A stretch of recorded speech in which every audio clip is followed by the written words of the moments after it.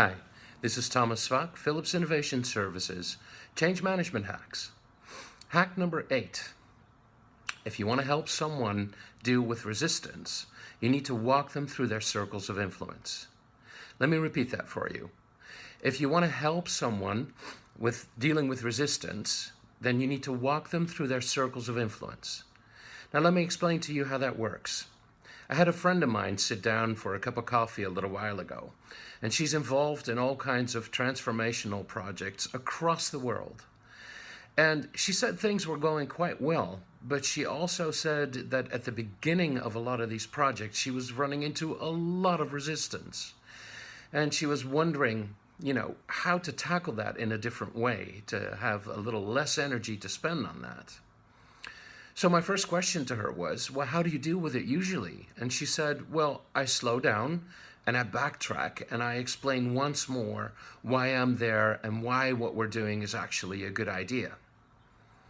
And I said, well, that's one way of tackling it, to get the information clear, but the risk of that is that the other person doesn't feel heard, they don't feel seen, and they might not even feel respected if they're not getting back from you that you've actually gotten that there's something going on inside their heads that's making it difficult.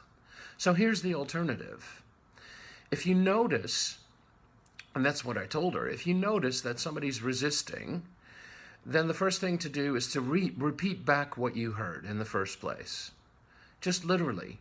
So what I've heard you say is this, this, this, and this. Is that correct? And that way the person feels seen, they feel heard, and they feel taken seriously.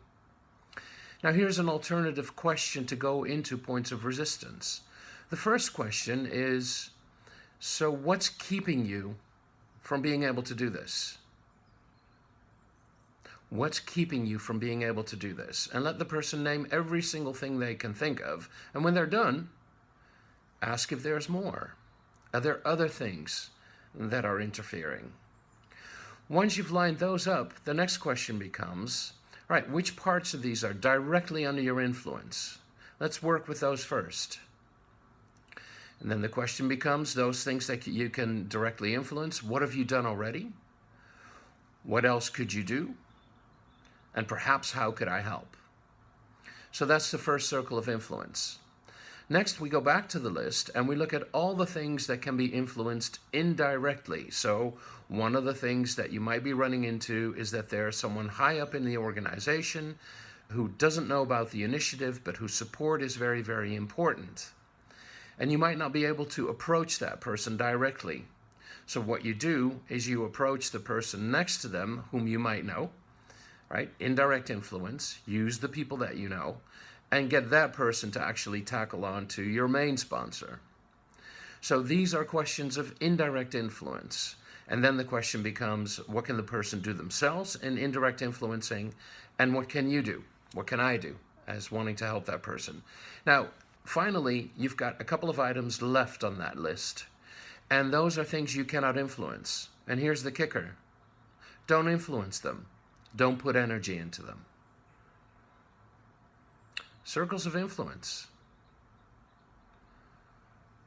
First you check what you can influence yourself and what you've done. Then you check what you can influence directly and leave the things that you cannot influence at all. Now, I'm curious as to what you think about this. Let me know. This was Thomas Swaak, Philips Innovation Services, Change Management Hacks.